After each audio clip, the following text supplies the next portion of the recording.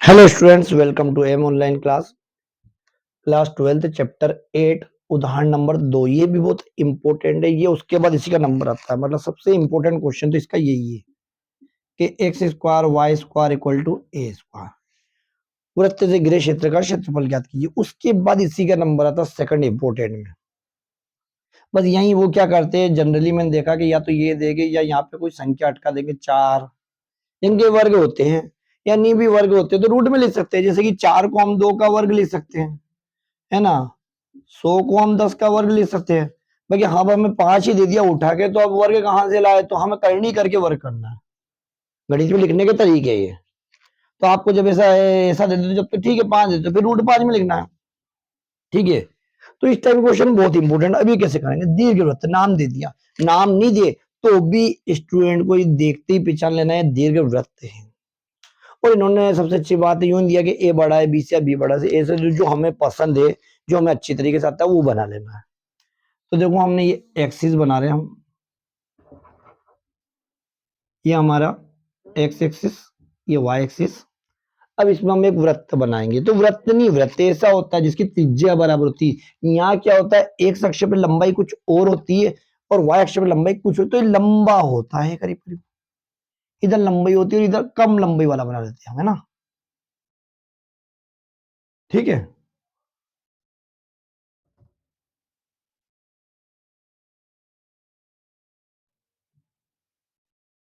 ये मतलब ये दूरी हमारी ए है और ये दूरी हमारे पास बी, ठीक है। ऐसे ही एक्स अक्ष पे ए और वाई अक्ष पे बी है। तो ये जो पॉइंट होगा हमें, जिसको हम ए बिंदु कहेंगे, वो कितना हो जाएगा ए जीरो। और ये जो पॉइंट होगा बी, इसको जीरो कामा बी, ये काम ही नहीं आएगा, लेकिन नाम में तो काम आएगा। और ये हमारा ओरिजिन है ओ, क्या होगा जीरो जीरो। ये भी हमारा दोनों अक्षरों के साथ सम्मित है, तो हम इस एरिया का निकालेंगे और 4 का गुणा कर देंगे, जैसे हमने इससे पहले वाले में करा था। और क्षेत्रफल की डिटेल आपको अगर समझ नहीं हो तो जो फर्स्ट में बेसिक वाला जो मैंने वीडियो बनाया है, क्षेत्रफल क्या होता है, किस तरीके से समाकलन अप्लाई करना है, आप फर्स्ट बेसिक वाला वीडियो देखना, उसमें ज्यादा डिटेल है कि क्षेत्रफल क्या होता है और यहाँ इस तरीके से क्यों अप्लाई किया जाता है, ठीक है। अब आगे बढ़ाते हैं। तो ये एरिया हमारा मेन कवर कर रहे हैं। मेन कवर करेंगे तो हम इसमें पट्टी ले लेंगे। किस पे ले रहे हैं हम, एक्स अक्ष पे। अब बच्चों का प्रश्न होता है सर वाई पे, बिल्कुल ले सकते हैं, और जनरली यूजेबल हमारी यही होती है डीएक्स। ये पट्टी ले ली, डीएक्स ले ली, तो हमारा क्षेत्रफल कितना होगा वाई डीएक्स, क्या होगा वाई डीएक्स। और लिमिट होगी हमारी एक्स की, एक्स की लिमिट यहां से यहां तक, तो यहाँ एक्स की वैल्यू कितनी थी, जीरो थी, और यहाँ एक्स की वैल्यू है तो जीरो से कितने जा रहा है, ए जा रहा है, ठीक है। यानी कि y का मान निकालना, ये अपने को रफ वर्क में कर लेना ताकि मालूम पड़े इसमें से मान किसका निकालना है, y का मान निकालना है। तो अब हम इसको चालू करते हैं, ठीक है। दिया गया दीर्घवृत्त क्या दे रखा, X square A square Y square upon B square equal to 1। तो हमें y की वैल्यू निकालनी है, तो Y square B square equal to 1 minus X square A square. y को धीरे धीरे हम अकेला करेंगे, तन्हा करेंगे, धीरे धीरे उसका परिवार अलग हो जाएगा। पहले ये अलग हो गया, अभी और अलग होने वाला, ये हो जाएगा ए square X square A square. क्या करा, एलसीएम लिया, स्क्वायर थोड़ा ऊपर लिखना। अब क्या करेंगे, वाई स्क्वायर, अब बी को भेज देंगे तो बी स्क्वायर यहाँ चला गया, ए स्क्वायर एक्स स्क्वायर अपॉन ए स्क्वायर। इस ए से को मत काट देना, बहुत सारे बच्चे नॉलेज की कमी, क्योंकि माइनस होता है, इनटू होता है तो काट सकते हैं, ठीक है। अब हमें वाई सिंगल चाहिए, स्क्वायर में चाहिए, तो जब रूट डालेंगे तो ये बी और ए स्क्वायर होने की वजह से बाहर निकल जाएगा और आपके पास बच जाएगा ए स्क्वायर माइनस एक्स स्क्वायर। अब कुछ बच्चों का प्रश्न 12वीं तक भी आता है कि सर यहाँ आपने स्क्वायर गायब कर दिया और यहाँ स्क्वायर गायब क्यों नहीं करा। हालांकि ये 8वीं के प्रश्न है, ये 9वीं के प्रश्न है। तो आपको बता दूं ये दोनों गुणा में थे, मतलब आजाद थे, तो इनके वर्ग हट गए, बाकी ये प्लस माइनस के बंधन में था, है ना। ये एक अलग ही नंबर है, इसलिए यहाँ अगर यहाँ इंटू होता या गुणा का चिन्ह होता तो यहाँ भी हम ये रूट नहीं लिखते और ए और एक्स लिखते, जबकि यहाँ देखो ये हटा दिए। क्लियर, ये वाई की वैल्यू है ये, ठीक। अब क्या लिखेंगे, यहाँ वही वाली बात लिखेंगे कि चूंकि दीर्घवृत्त दोनों अक्षों के सापेक्ष सममित है। सममित मतलब एक जैसा है, जितना हिस्सा ये वाली मेरे से डायग्राम सही नहीं बना, बाकी इतना इधर है उतना इधर है तो उतना इधर है, मतलब हम किसी भी एक हिस्से का अगर क्षेत्रफल निकाल ले, अच्छा एक का क्यों निकाले, क्योंकि लिमिट इसमें अच्छी क्लियर मालूम पड़ती है, जबकि पूरे में लिमिट क्लियर मालूम नहीं पड़ती। कहीं माइनस वाला इलाका आ गया, कहीं प्लस वाला आ गया, तो माइनस वाले इलाके में ऐसा नहीं कि क्षेत्रफल माइनस में हो जाएगा, क्योंकि हमारी दूरी, क्षेत्रफल, आयतन ये सारे पॉजिटिव होते हैं। ये एक अलग से विषय है, इसके बारे में अभी इतने समझ लो, ये पॉजिटिव होते हैं, क्योंकि अगर वो समझाने लगे अपन तो अपन ये तो जने कहा जाएगा और वो वीडियो जने कहा पहुंच जाएगा ना, ये तो दूर है। वो देखा जाए तो फिजिक्स से जुड़ा हुआ टॉपिक भी हो गया, रियल लाइफ से जुड़ा हो गया, है ना। और मैं बता दूं आपको, अंतरिक्ष, यूनिवर्स फिजिक्स से जुड़ा हुआ टॉपिक हो गया।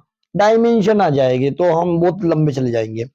दीर्घवृत्त दोनों अक्षों के सापेक्ष सममित है, अतः इसका प्रत्येक भाग बराबर होगा।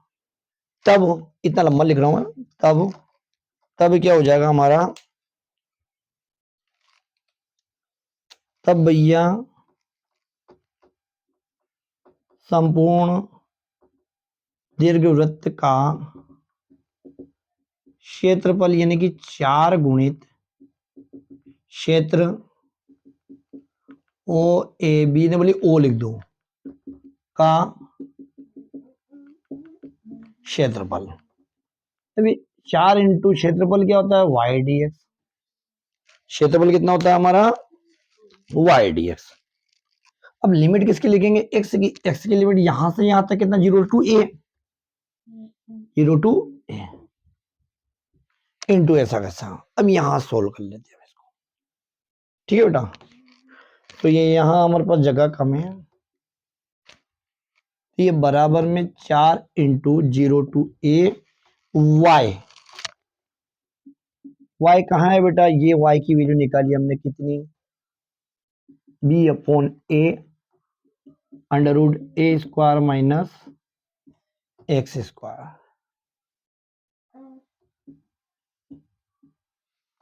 कोई दिक्कत, आपको रीजन देना है शो के, इसको समीकरण नंबर 1 दे दो, समीकरण नंबर 1 से आगे बढ़ाते हैं हम। अब ये हमारा अक्षर है, ये बाहर निकालो। किसी बच्चे के दिमाग में आती है सर ये भी तो अक्षर है, बाकी ये इसके प्लस माइनस में है, तो ये बाहर नहीं निकल सकता। और दूसरी बात ये रूट में भी है, तो ये उसको साथ में लेके चल रहा है, ठीक है, ये बाहर निकलता है, ये बिल्कुल गुणा में आ गया है। ये 0 to A under root A square minus X square D X. इससे पहले वाला वीडियो देखा हो तो इसका हमने पूरा का पूरा समाकलन कर दिया था। इसका समाकलन कर दिया तो हमारे पास आ गया था पाई स्क्वायर ए अपॉन 4। बाकी यहाँ पूरा करेंगे, क्योंकि ध्यान रखना इसका समाकलन हमेशा ये आएगा पाई स्क्वायर ए अपॉन 4। 4 से 4 बाद में कट जाता है आंसर, है ना। तो कुछ चीजें कभी ऑब्जेक्टिव में आ जाए डायरेक्ट इसका समाकलन क्या हो जाता है, डायरेक्ट लिख देना है पाई ए स्क्वायर अपॉन 4, यानी कि ये वृत्त का हिस्सा हो रहा है। ये 4 ऐसा कैसा, ये बी भी ऐसा कैसा, ये ए भी ऐसा कैसा। अब इसका हमारे पास फॉर्मूला है, क्या है फॉर्मूला क्या है आपके पास, के X upon 2 under root A square X square plus का A square by 2 sine inverse X upon A, 0 to A. ठीक है, विथ रीजन, आपको रीजन देना है, भले मैं नहीं दूं, बाकी आपको तो देना ही है, क्योंकि आपको एग्जाम देना है। मेरे को तो पता ना ये करना वो करना वगैरह वगैरह, है ना। तो इसका फॉर्मूला क्या होता है, ए स्क्वायर माइनस एक्स स्क्वायर, ऐसे 7-8 फॉर्मूले होते हैं जो बहुत इंपॉर्टेंट है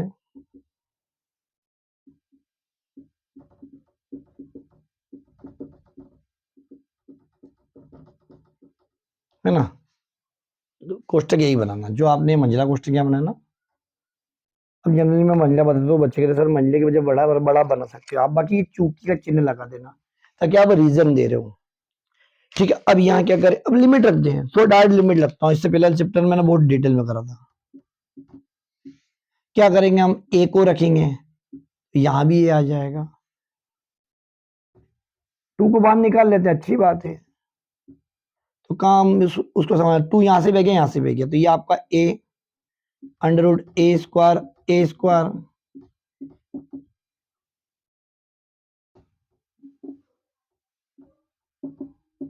साइन इनवर्स, ये 2 निकाल दिया भैया हमने।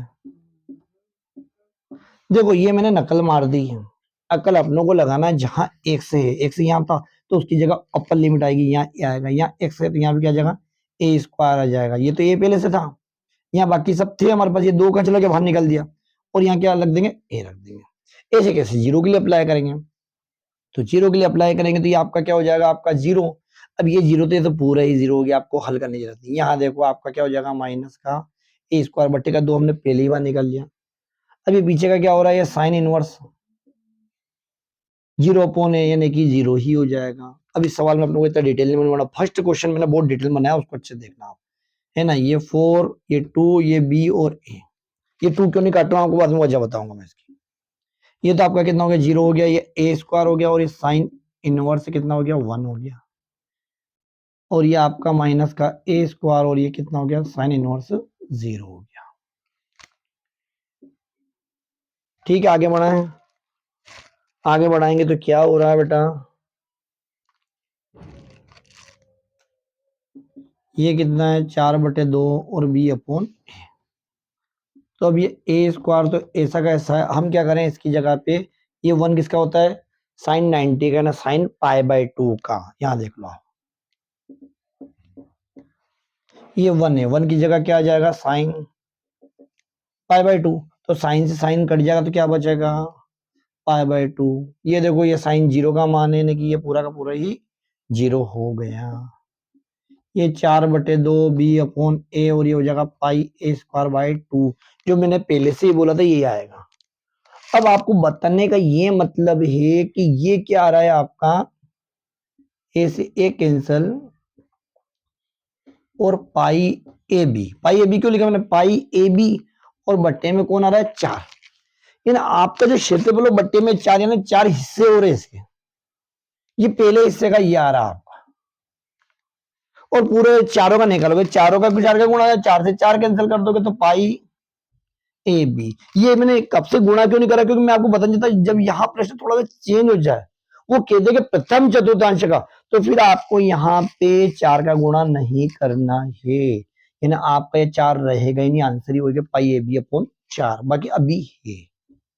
तो ये आपका लास्ट में क्या गया, πa/b वर्ग इकाई।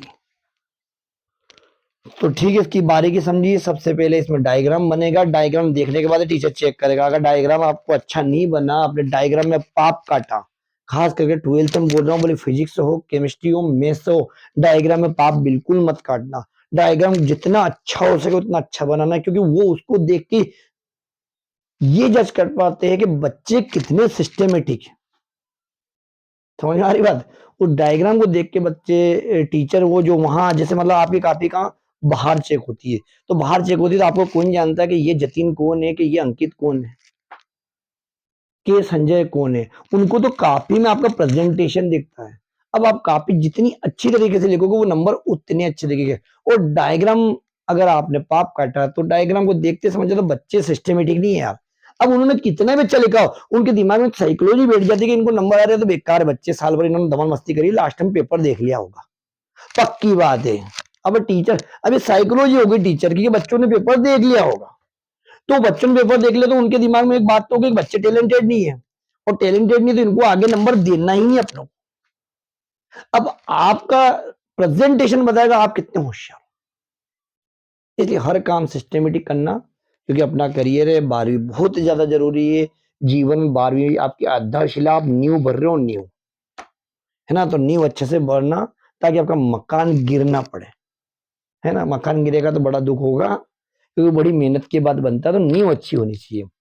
तो अच्छे से मेहनत करना, बहुत अच्छे से मेहनत करना, अपने माँ बाप का सपना पूरा करो, अपना सपना पूरा करो। वीडियो देखा हो तो बेटा इसको लाइक शेयर सब्सक्राइब कीजिए। Thank you. ओके।